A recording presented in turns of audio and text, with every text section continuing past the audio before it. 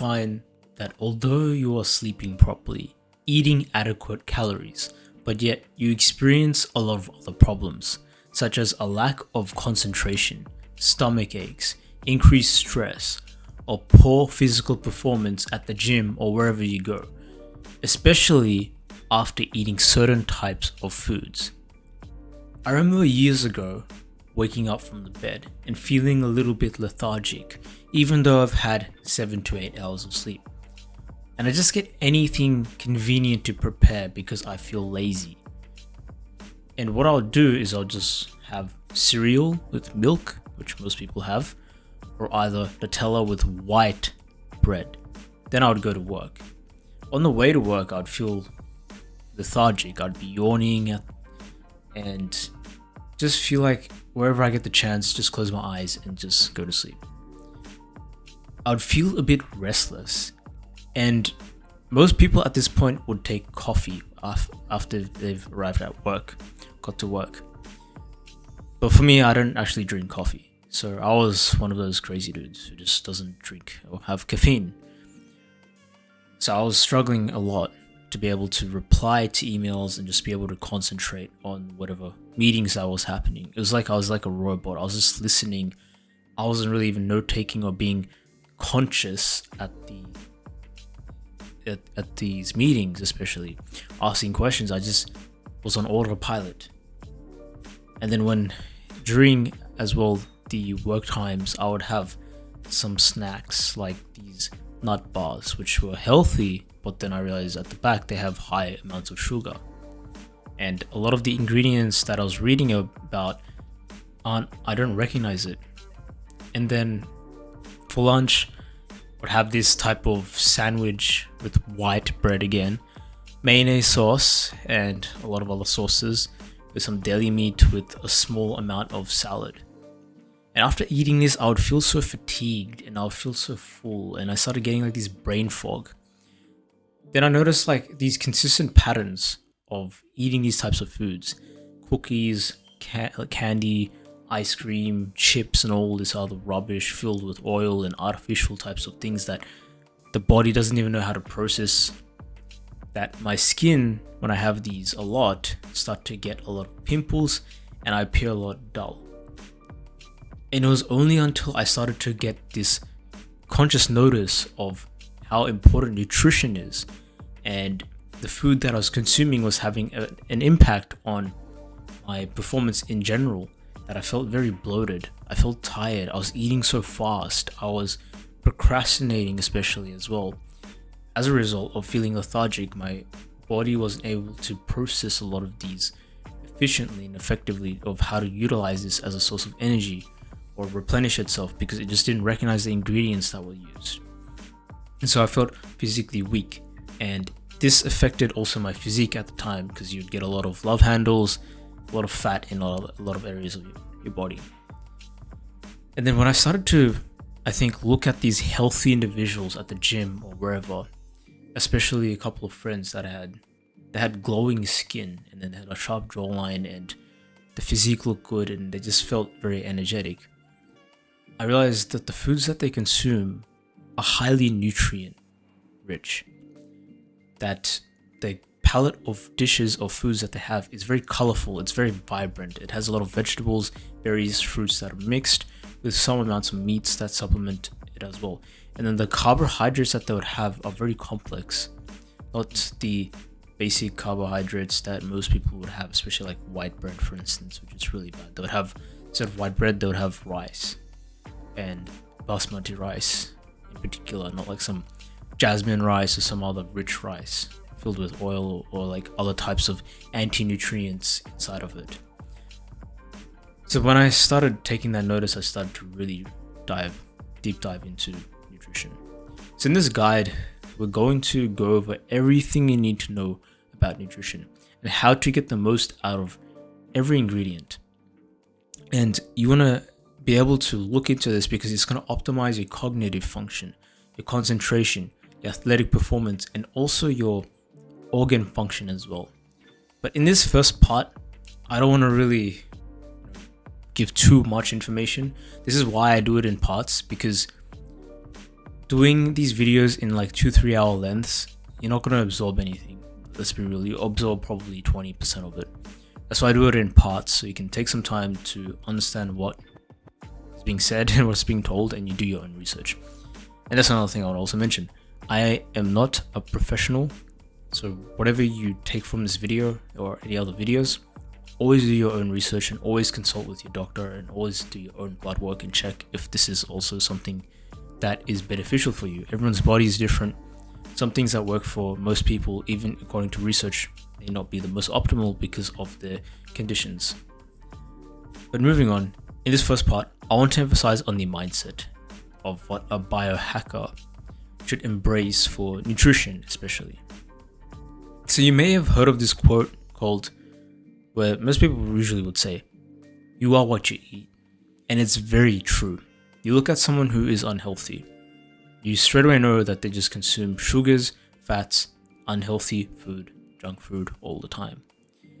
Whereas someone who's athletic, someone who is very fit, has a good physique, they consume a lot of vibrant, rich vegetables, colors. They have the palettes are very colorful. They have a good diversity of foods. So the diversity of vegetables and fruits is something that you may notice. So now, a couple of the things that I want you to start to embrace is that when you eat well, make sure you're not just eating well for just today, but also for tomorrow. So whatever diet you have, you don't want to just be thinking, okay, this is going to make me get to my goal. You want to be thinking, how can I have such a diet where this is like a lifelong thing? Because yeah, sure, you get to the goal, but then you slip off. What are you going to do after that? So you need to think in terms of longevity, long term. How can you sustain it? Obviously, there's going to be times where you eat out, you eat unhealthy food, junk food, but it's very small amounts of that. Whereas you most of the time would eat rather healthy food. So it's a balance, it's moderation. But you want to be thinking not just for today, but also for tomorrow. Improve your health. Even when you are healthy, try and look at how can I optimize to get the most out of my nutrition. And I'm not even just thinking in terms of ingredients. Most people look at ingredients. Think in terms of how can I cook this better? What's the most optimal way of cooking it such that it won't lose its nutritional value? What are the methods of washing this fruit or vegetable or whatever it is, such that it gets rid of all the preservatives or artificial things of it, or anti-nutrients? You're gonna be thinking like these because this will then allow you to be able to get the most out of some ingredients, especially ones that may not even be considered ultimately very healthy. But it's also the procedure that you use to wash, how you cook, how you store it, that you can get the most out of it. Always also remember that it's not about the quantity, it's about the quality. So many people in this industry of fitness always get so caught up in calorie counting. It doesn't matter what you eat, just as long as your calories hit. I get it, you're not wrong, that is true. But your organs don't recognize some ingredients that are in these foods.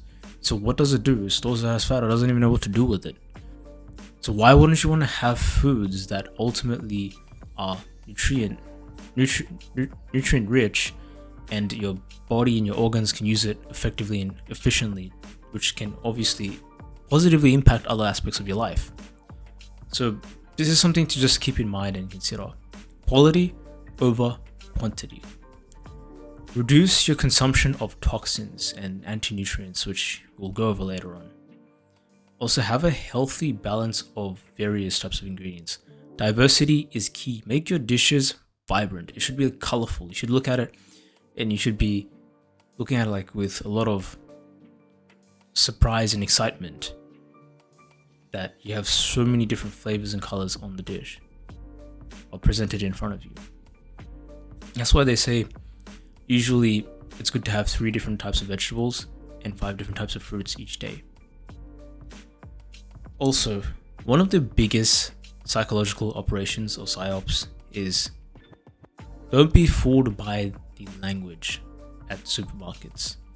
For example, you go to the health section or whatever it is, supermarket. Then you see low fat or sugar free.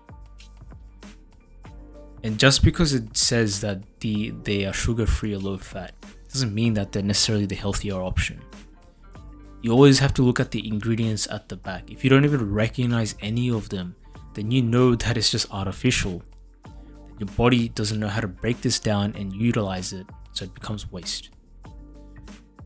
Another thing is to also adopt principles and strategies to apply in different situations. You have to be adaptive, because each location that you go to will have different types of foods, different types of things that are available there because of their culture or whatever it is.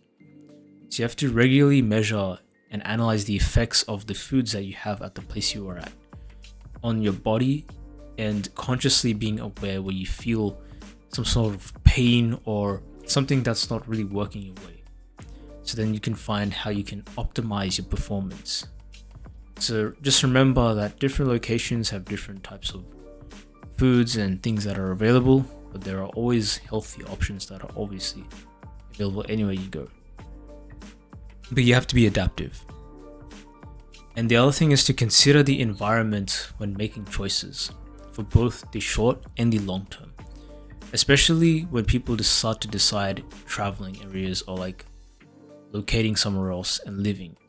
Then look at also like what foods, is there organic stuff that are available there and products.